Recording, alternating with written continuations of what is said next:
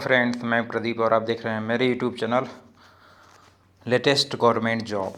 मैं आज आपके लिए लेके आया हूँ IBPS PO की रिक्रूटमेंट।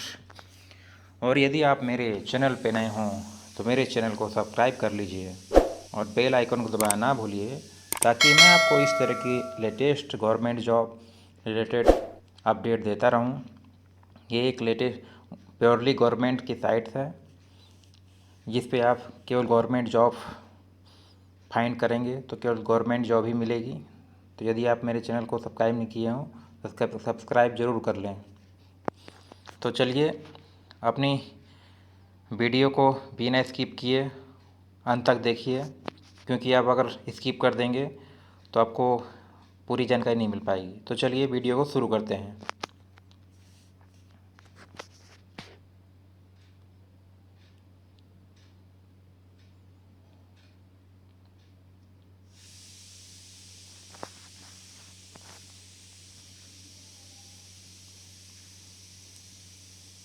तो दोस्तों, इसमें 11 बैंकों ने पार्टिसिपेट किया है। Bank of Baroda, bank of India, bank of Maharashtra, Canara bank, central bank of India, Indian bank, Indian overseas bank, Punjab national bank, Punjab and Sind bank, UCO bank, union bank of India. Total 1417 post हैं। सबसे ज़्यादा पोस्ट हैं। इस post के लिए bachelor degree की requirement है। तो यदि आप बैचलर डिग्री आपने कर रखी है तो आप इसे ज़रूर करें। 11 बैंकों ने इसमें पार्टिसिपेशन किया है।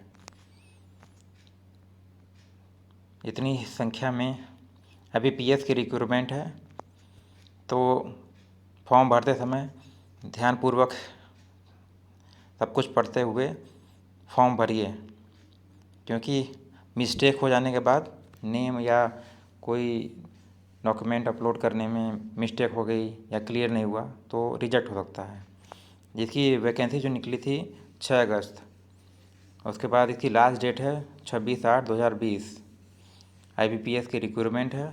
1417 टोटल पोस्ट हैं। इसमें पोजीशन PO की है। ऑल इंडिया जॉब है। लोकेशन कहीं भी आपको ऑल इंडिया में भेज सकते हैं। बैचलर डिग्री क्वालिफिकेशन रिक्वायरमेंट है। अप्लाई ऑनलाइन है।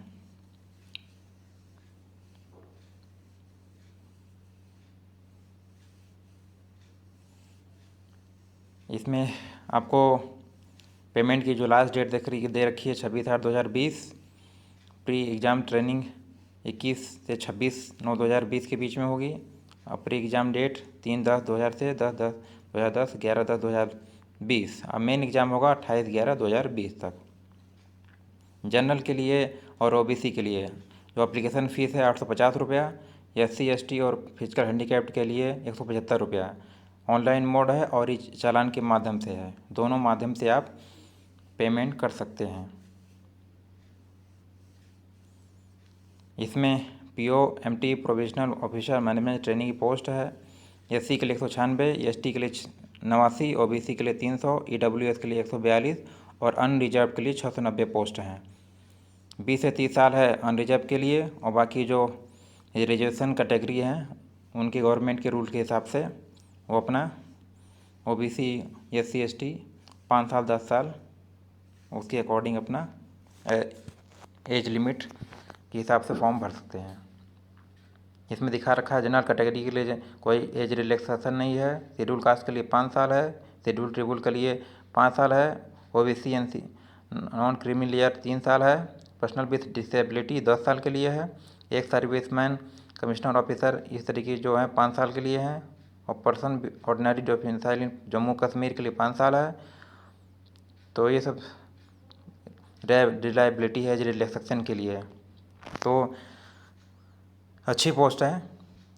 जनरल OBC SC ST सभी के लिए काफ़ी बम्पर भर्तियाँ निकली हुई हैं। इसको ज़रूर अप्लाई करें। तो ये सब ऑर्गेनाइजेशन है। टोटल पोस्टें दे रखी हैं SC ST OBC EWS unreserved. तो ये सब टोटल पोस्टों के हिसाब से अपना देख लीजिए किस कैटेगरी में बिलोंग करते हैं। आप जल्दी से इसको फॉर्म फिलअप कर लें बिना देरी किए। फॉर्म भरते समय यदि कोई परेशानी होती है तो मुझे कमेंट बॉक्स में बताएं। मैं आपको बताऊंगा क्या करना है, कैसे करना है।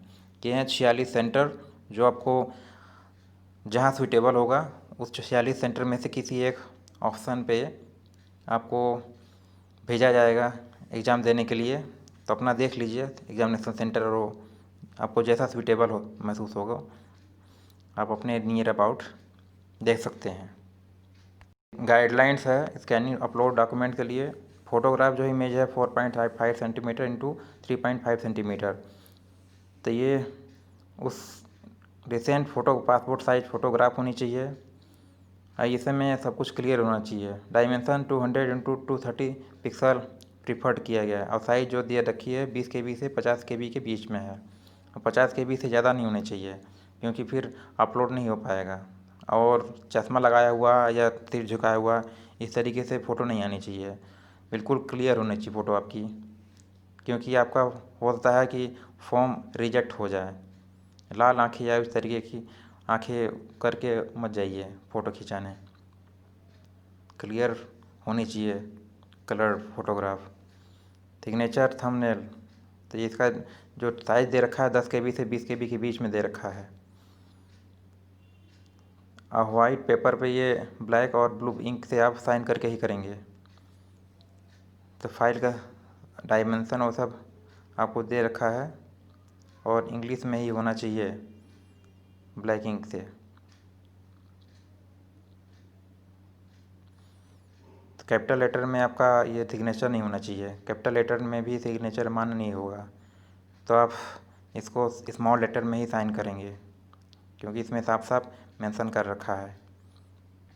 ये सब स्कैनिंग डॉक्यूमेंट्स, तो scanning document 200 decibel dot per inch के हिसाब से है। Set colour to true colour.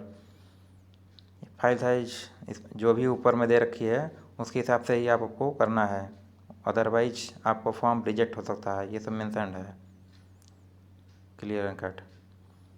अब अपलोडिंग करते समय हमेशा ध्यान देते रहिए कि गलत डॉक्यूमेंट ना अपलोड हो जाए, क्योंकि उससे हो सकता है कि फॉर्म रिजेक्शन की चांसेस ज़्यादा हो सकते हैं। तो left hand impression, scan photograph, signature, hand written declaration सारा कुछ क्लियर होना चाहिए अपलोड करते समय।